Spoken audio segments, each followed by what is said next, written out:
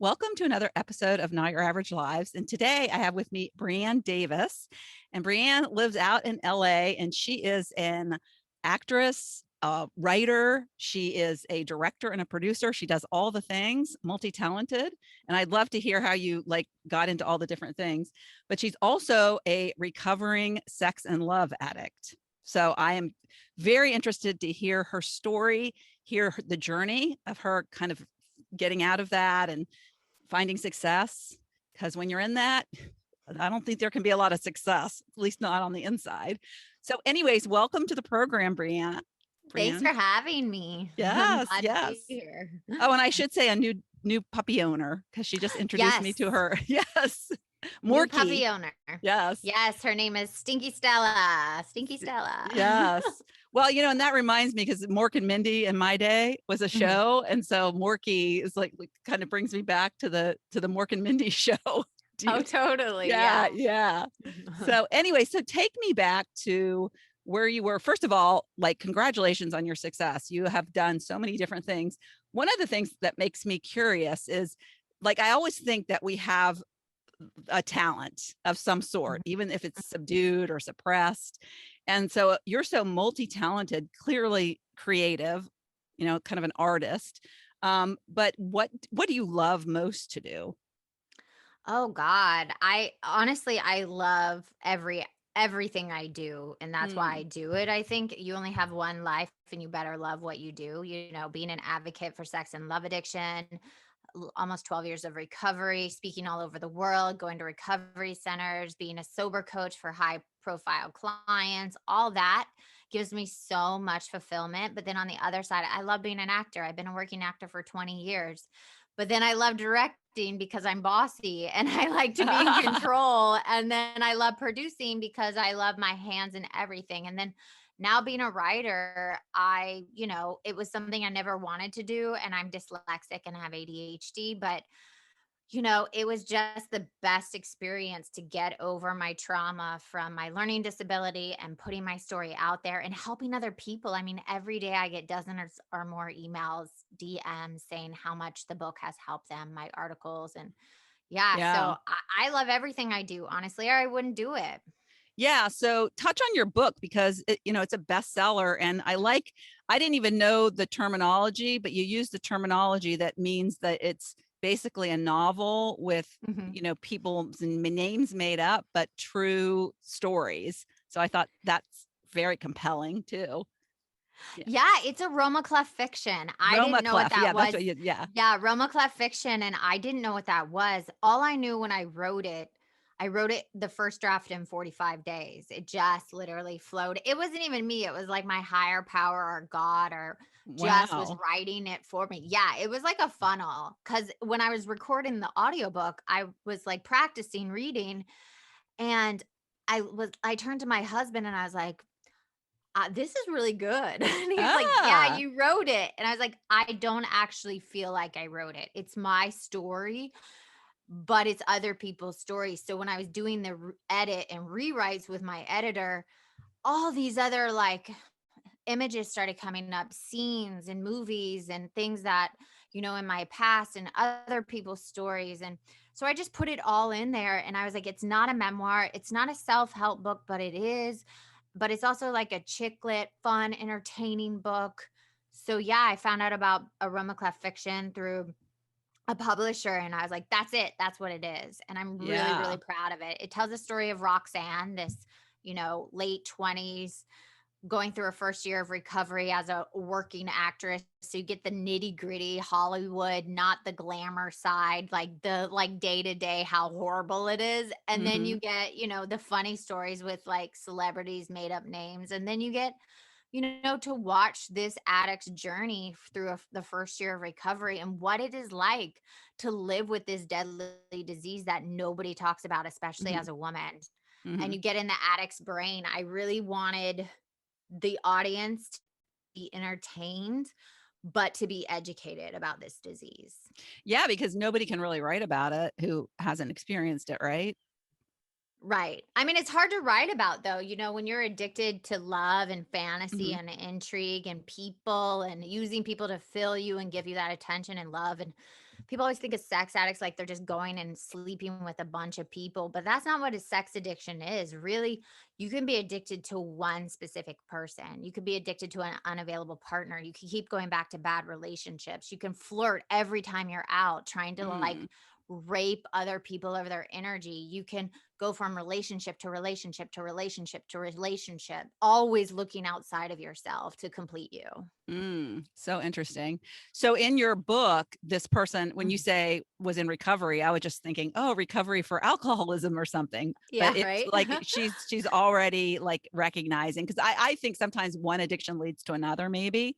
And Mhm. so like if you know, you bury yourself in alcohol, then it's easier to get addicted to something else. And yeah, so it's Well, interesting. normally a chemical addiction is just the symptom of another disease. So if you're drinking and using drugs, that's a chemical addiction. And when you usually get rid of it, underneath it is an Al-Anon person, someone that didn't have healthy boundaries or a codependent.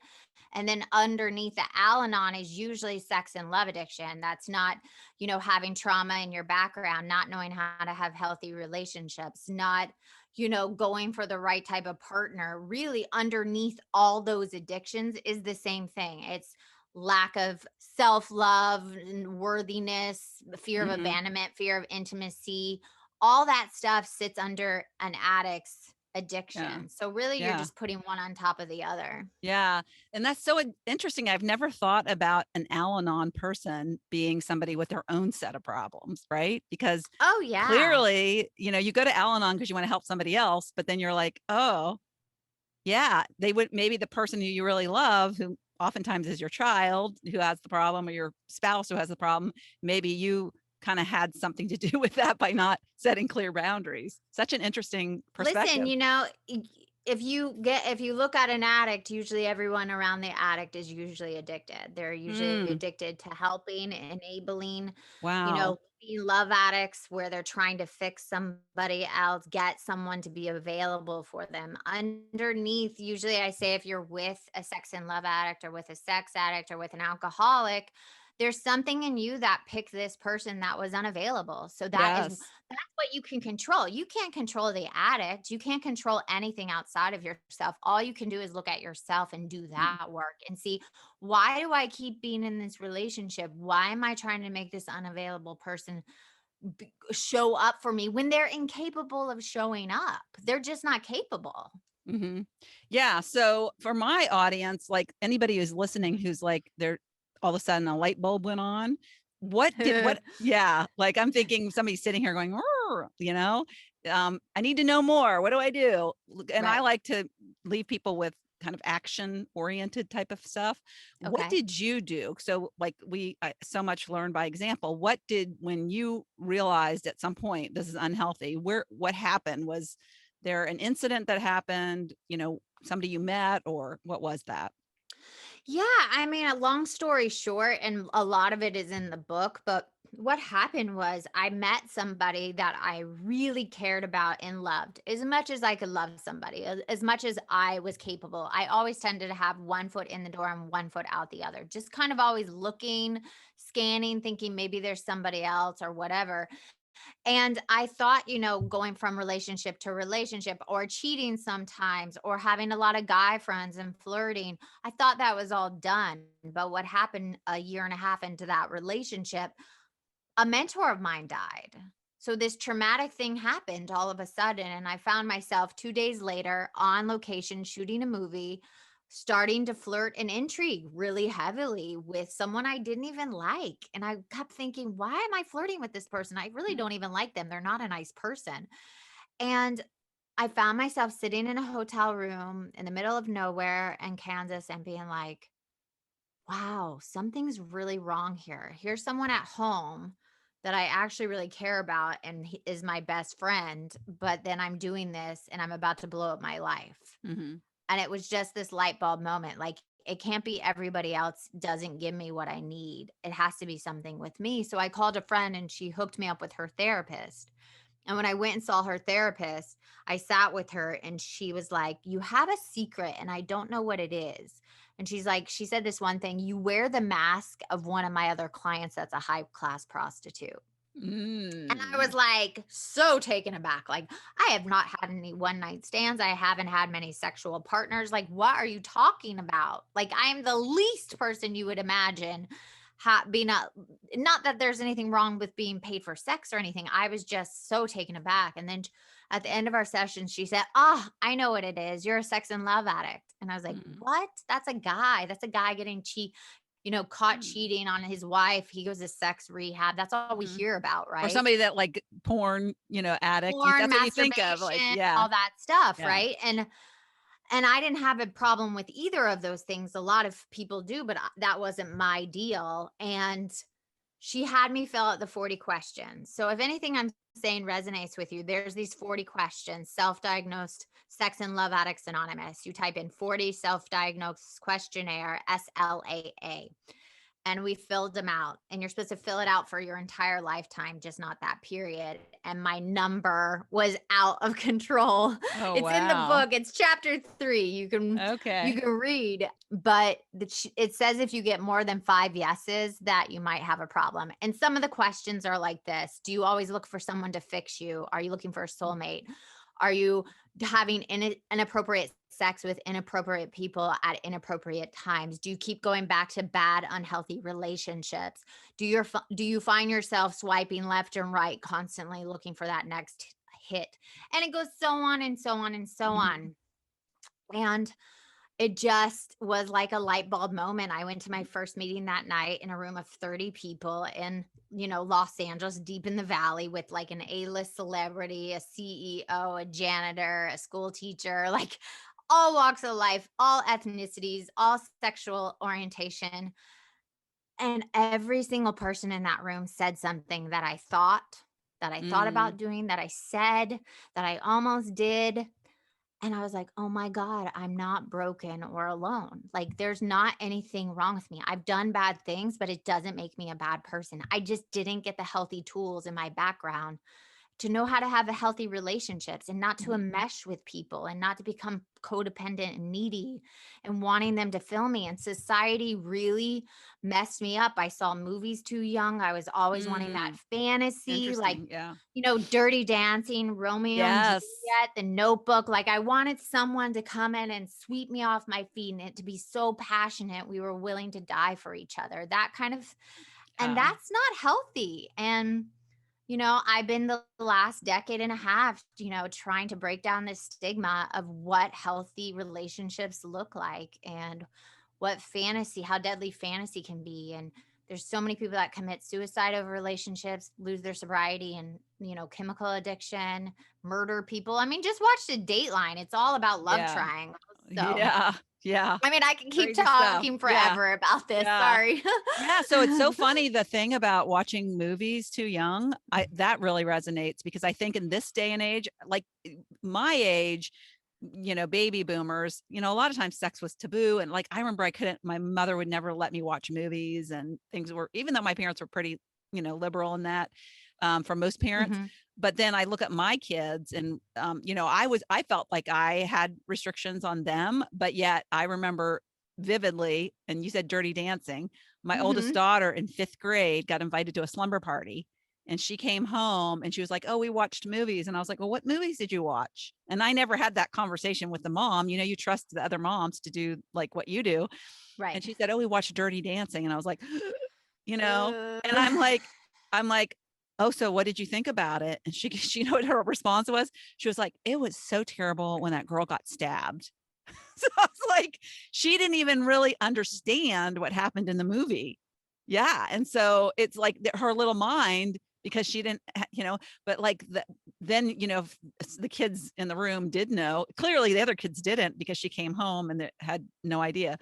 But yeah, if you watch it with a group of friends, then what do they talk about it and what do they say? And yeah, that's so interesting about that I can mean, even influence you. kids movies. I mean, Cinderella, Sleeping Beauty, we're Hmm. always waiting for some Yes. shining knight to come and save us, and it's just a bunch of hogwash. Like, it's like the only person that's going to save me in this world is myself. Like, it's nobody else's responsibility to be that fantasy, to give me that high, because movies, especially at a young age, it literally desensitizes our brains, especially with our sexuality, unrealistic expectations on other people, all that stuff. It really damages young brains. And especially if you see sexuality, if you see porn too early, right now they say an epidemic is happening because porn is so accessible, especially to Yes. young Mhm. boys and 6, 7, and 8, that it's going to be an epidemic because boys are having trouble connecting their sexuality to intimacy, and they have Mhm. unrealistic ideas of what sex looks like because porn is fantasy, movies is fantasy, it's not reality. So Yeah. I grew up where I wanted to fall in love constantly. I loved falling in love. It's the best high Yes. in the world. Yes. Yeah. Yeah. Yeah. So I read that you're from Atlanta, excuse me. Yes. Yeah. And so you clearly, and I don't know how old you were when you moved to California, but you clearly very young wanted to be an actor, right? So, Well, got my first job on Dawson's Creek when I was oh, 16. So okay. I started acting, in high school, and Hmm. I drove up to Wilmington and got that part on Dawson's Creek, but not very, very young. But I was always performing. I was always becoming characters at home. So I think I was constantly Yeah. acting. Yeah, and I always think about that too because I think acting, I've done a few little skits in my time and I'm Mhm. terrible at it. And so I think it's a real gift to like kind of slip into somebody you're not. And do you think that like your desire to like live in characters kind of contributed in some way too? Or Oh, did it make it easier? Yeah. 100%. No, 100%. I mean, my therapist said you pick the worst career for your Uh, addiction.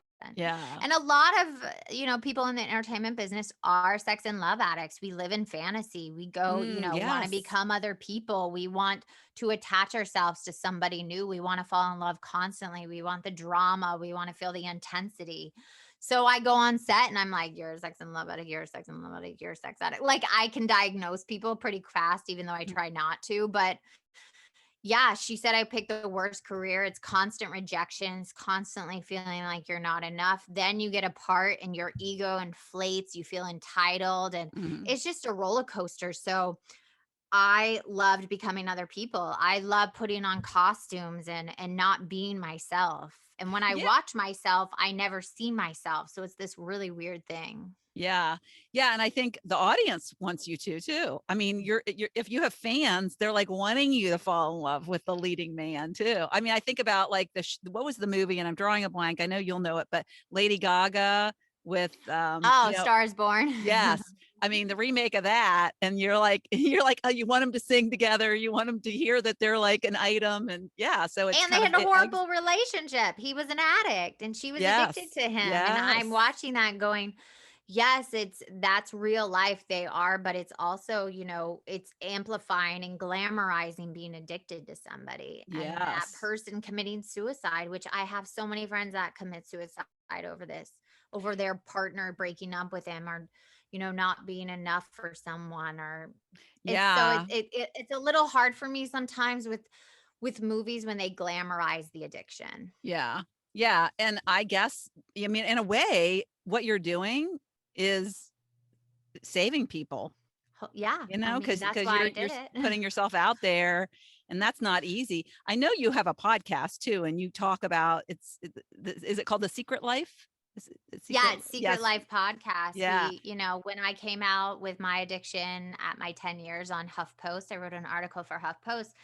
I've been in the recovery world with just sex and love for so long that I thought all the stigma and the shame that I was carrying. But when the article came out that morning, I was like, oh my God, did I just ruin my career? What am I doing? This is insane. I don't know why I wrote this article. And what happened was that last bit of shame just kind of evaporated. And I realized how much healing that was for me. And it got 2 million hits like right away. And thousands of people reached out to me saying, oh my God, I've done that. My partner's done that. My child's doing that, all this stuff. And I've been helping people all over the world. And so I woke up one morning, I was like, oh my God, Secret Life podcast. I'm going to allow other people to share their past or present secrets. A lot of our guests are anonymous. 75% of them are anonymous. And it's everything from suicide attempts, body dysmorphia, eating problems, gambling, getting assaulted by an OBGYN, assaulted by an officer. It's every secret you can imagine. Wow. We just I released love our, that it's anonymous. I oh didn't know because yeah. I was going to ask you, I was going to say, how do you find people? Because it's secret, how do they do that? That's Yeah, great. people reach out to me and I change everybody's name unless it's like Olivia Munn or Jana Kramer, people that come on and say, I've gone through this. Hmm. But I change a lot everybody's name. You will never find out who they are. And I have people reach out to me. I mean, one of the first anonymous people reached out to me. She shot herself in the chest with a shotgun and survived, obviously. And because she couldn't reach her perfectionism in her head. And for her to walk me through that, that was such a powerful moment. And I was like, wow, this is bigger than me. This isn't even about me. This is not about her either. This is about helping the people that don't have a voice. And that's why my husband and I do the podcast. He's behind the scenes and we just want to help people both. He's in recovery too for 32 years in AA. And we just base our life on helping other people get out of the Yeah. And shade. that's great. Cause it's the authentic, Brianne. Yeah. Oh, It's the thanks. authentic. That's what you're meant to do. And you're doing it every week too. Yes. And Yes. that's a commitment. That's what I do. And I love my podcast is like the best thing I've ever done. I just love it Yeah. so much. Get to meet people Yeah. like you. Yeah. Spread the It's word. just two people connecting on Hmm. a very intimate, authentic, vulnerable level, trying to help the listener. So I Yeah. agree. Yeah. And it feels like you had a pretty normal childhood. Like, I mean, Mm. no, no. No, Because you I need was to read the thinking book. anybody. Oh, okay. Oh, yeah. But it seems like anybody, somebody that you would think, oh, she's like the neighbor. She's got it good. She's, middle class. Yep. That you never know You who do could be never know. You struggling. never know what's going on behind the scenes. I mean, I think that's the beauty of me coming out. You look at my life and you think, oh, no, she's got it. She's married. She has a kid. She has a career. She, didn't come from a horrific background, but I did. And I think a lot of us put on those masks to shield ourselves from the pain and to go out into the world and try to do the best we can. But there's something beautiful about like stripping it all down and saying, hey, me Mhm. too. I came Yeah. from a broken home. I've had molestation in my past. I've had trauma. I've had a learning disability. Yeah. I've had a divorced parents. I mean, yeah. So I think me just coming out and saying and all the stuff that I've been through has helped other people say the same. Do you think wanting to be a character was part of you wanting to escape? Oh, of course. I mean, Yeah. I was escaping so early. I remember, the first time I masturbated was like 4 years old because fighting was going on in my house. Mm. I grew up in a household where a healthy marriage was never modeled for me.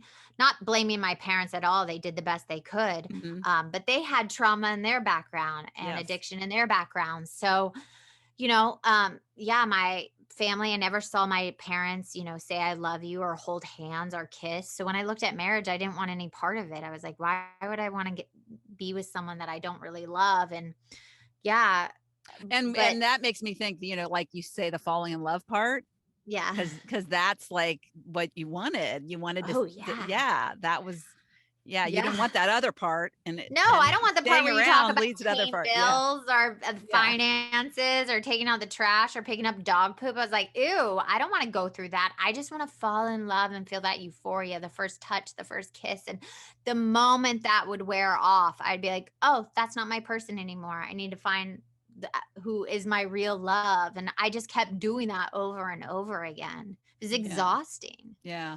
So sounds like you had a great therapist. Oh my So God, the kudos to best. her. Yeah. So what else did Yeah. you do? Because I know it's a lot more than just like getting a therapy session. So did you turn to books? Do you like self-help books? Was there a podcast or was anything that like that you could recommend a listener? Yeah, I mean, I worked my 12-step program in Sex and Love Addicts Anonymous. I did all Hmm. 12 steps. It took me 9 years. I did 8 years of intense therapy twice a week with Mm. my therapist. I did body work. I did Reiki. That was really good. Mm. Moving energy. Hmm. Meditation, going to retreats. I've read, Facing Love Addiction by Pia Melody. I've read Emotional Incest, What Not to Do When You're a Parent, which is an amazing book. If you're a parent, you should read it. Oh, Um, great. yeah, I've done trauma work. I'm really an explorer of trying to get that trauma out of your body. And the first sign of it is if there's any drama in your life. Do you have any drama with relationships? Do you have people in your life that don't show up for you? Like you're a good friend and then they are not great friends? Or do you have parents that don't know how to respect your boundaries? Are you a parent that doesn't know how to respect your child's boundaries? Mhm. So it's really about relationships, looking at the relationships in your life, not just people you're physical with or sexual with or in love with. It's about all relationships. And what I realized, all the work I did, is that I was using every single person in my life to fill me, to give me my self-worth, friendships, family members, my partner. And I just couldn't do it anymore. So I really, leaned into service, going and I talk about it in the book, doing community service, giving outside of yourself. It's not about you. You're a little teeny person on this planet, and I'm a worker among workers. I'm no better, no less than anybody else. So doing that work, body work, inner child work, 12 steps, therapy, then going to meditation and prayer, finding my own form of God, Yeah. all of that. It's a combination of all of that. Yeah, knowing that there's something outside of you, right? That's Always. yeah, yeah, kind of in Because I control was of things. so selfish and Mm, self-seeking. And as an actor, you have to be very selfish. It's a very hard career and it's all about you, but that is not a healthy way to live. You are yeah, not the center of the universe. yeah. It can be hard to lose sight of that though. Yeah. Yeah. Because yeah, when people pay to watch you and entertain you and that sort of thing. So yeah, so what I love is that what you desired in life to be an actress or Mhm. actor, Mhm. and you went after it and very successful. But it's like the passion that comes from within you is all about your journey and sharing that with others and helping other people. And that's like really where your star is shining. That's so Oh, incredible. thanks. Yeah, Yeah. I'm not saying that it's my purpose, but it definitely, when I hit my 10 years and got my 10-year, chip, we get these chips with Hmm. 10, the number 10 years. And it's like something happened when that chip fell in my hand. And I was like, wow, I've been of service to my community, which is 30 million people in the United States are sex and love addicts. And that statistic is 6% of the United States.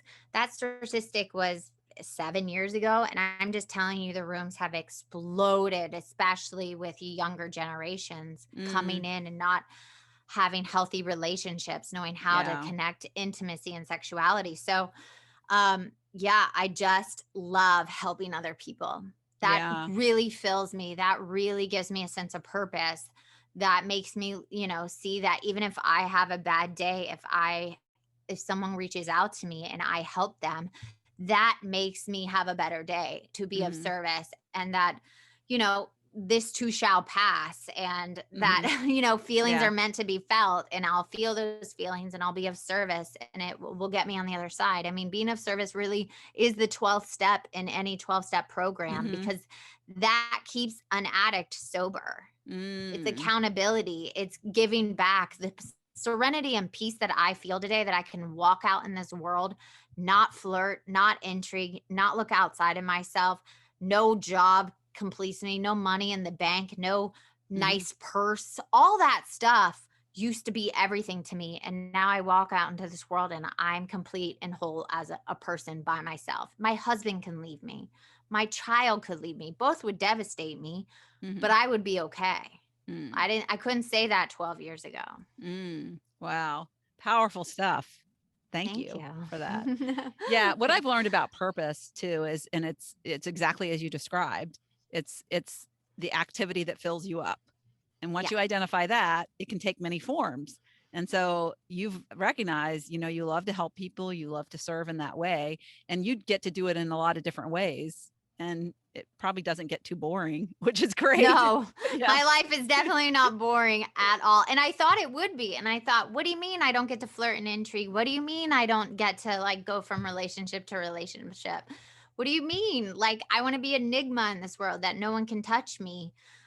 But I was like, that's going to be the most boring existence known to man. But Mm, honestly, it's so freeing. It's so mhm. freeing to be filled by yourself and nobody else. Yes. I Yeah. never thought I would ever experience this serenity and peace and freedom. Yeah. Yeah.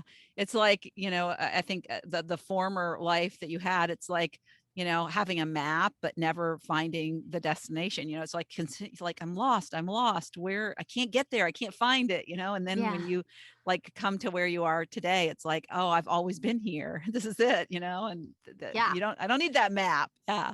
So cool. Well, it's true. And then you always think like, oh, if I book a series or if I get that movie and that starring part. And when I did get those things, I just still felt so empty. And it was like, Mm, okay, my perception of what's important in life is so distorted and I'm still empty and searching outside of myself. I have some major work to do to figure out why I feel the way that I do. And that was important yeah. to me. Yeah. And it sounds to me, I think when I think of an actor too, I think of, lots of reliance on ego there, there's Oh, like very totally. ego driven, and you let go. I mean, cause that's like, that it takes like to get away from the ego and say, to go inside and to like, I need to explore this. I need to figure this out.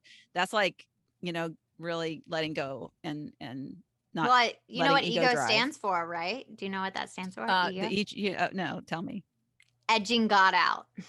Oh, I have not heard that. Yep. That Yep. is so good. Ego is when we all think it's about us and not you're not Edging relying on God. God, let the whole thing about letting go and letting God. Like whatever's meant to be is meant to be. If something great comes to me, it's not me, it's God. That's my path. And if something Mm, bad happens, there's a lesson there and that's my path. So yeah, it's edging God out. that's good. I'm surprised I haven't heard that. Yes, thank you for that. The You're quote of welcome. the episode. Well, thank you. Are there any last words you'd like to leave with the listeners? Any like one like looking back, what Mhm.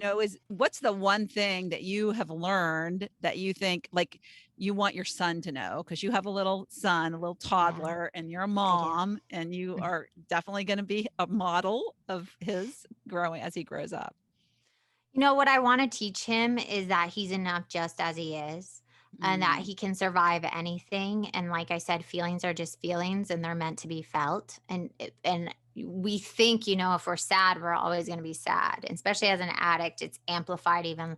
It's hysterical, it's historical, situation. So I really want to teach my son how to feel his feelings in a healthy way. I feel like they should teach that mm, in school, yes. to allow especially young boys to cry when they need to cry, to have their emotions. But then I also don't want to enmesh with my child. I don't want to, you know, put my needs on him. So if mommy's having a bad day, I'm not going to ask my son, hey, give mommy a hug. I'm having a bad day. And I think Mm, those boundaries with my child will help my child successfully navigate this world of ups and downs. And also teaching him not everybody's going to get a trophy. You're not going to be number mhm, one. You honestly, I love you and you're a great kid, but you are not unique and special. You are a person on this planet that needs to be kind and caring to other people. And I think my addiction and my recovery has taught me mm, that we are all here on this planet trying to make it a better place. And then I guess if anybody's listening and resonates, it's never too late to change. You mm, know, I come in the program and I sponsor women and sometimes men, in their 60s, in their 50s, in their 40s, older than me. And it's never too late to stop looking outside of yourself. Because honestly, the moment you stop doing that, there's this overwhelming feeling of self love and you fill yourself up. And that's what this journey has given me is self love. I didn't have it before. mm, And I can say on my deathbed now that I have connected to other people on this planet and been of service and had both feet in relationships, but also I'm my own fucking soulmate. Like no mm. one is going to rescue me. I have to Yeah. rescue myself. Yeah. And it's never too late to do that work. Yeah. I heard something recently that was interesting and struck me because it's like, the notebook and how it ends. And it's like, Uh-huh. oh, it's like they died together. Well, we don't, yeah. Sorry, I we- hate that's like the number one movie in my program not to watch. It's like on the like no-no we're list. we're not going to die with, we got to learn how to love ourselves Oh. but we're going to be by ourselves in the world, we That's get to my only rely. last chapter. Yeah. I have rules in the book, and rule number 10 is you better love yourself the most because you die. You're born with yourself and you die with yourself. No one Yeah. else is going with you, and that money's not going with you either. Yes. Yes. So good. So good. Thank you so much for being here. It was a Thank you. pleasure meeting you and getting to know you. And yes, good luck with your Stella. Thank you. Thank you so much for tuning into the Not Your Average Lives podcast. If you haven't yet, make sure to subscribe on iTunes if you have an Apple device. You can find free resources and learn what else I have going on at the moment that might interest you on my website at notyouraverage.grandma.com. You can also find me on Instagram or Facebook at Not Your Average Grandma. If you liked this episode, it would make my heart so happy if you could leave me a 5-star rating. You can also add a review to let me know what you like about this podcast, which will help spread the word about it to others who need a little midlife inspiration. As always, be you, listen to your inner voice, and focus on reigniting that lost spark so you can start living your own, not your average life.